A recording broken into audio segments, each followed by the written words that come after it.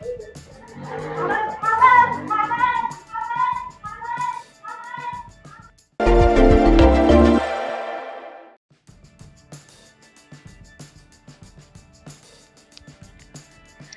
jadi pembeli, pria ini terekam jamret tas milik penjual sayur, berisi uang dan catatan utang pelanggan. Seorang penjual sayur alami penjamretan di siang hari. Hal ini terlihat dalam rekaman CCTV yang diunggah oleh akun Instagram jakarta.ku.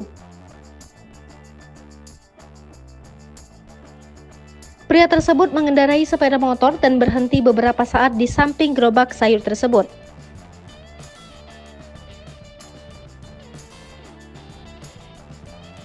Namun saat penjual tengah membereskan dagangannya, pria tersebut mengambil tas milik penjual sayur dan langsung tancap gas. Peristiwa tersebut terjadi pada Senin 18 April 2022 pada pukul 9.34 waktu Indonesia Barat di Jalan Danau Gelinggang, Penjompongan, Jakarta Pusat.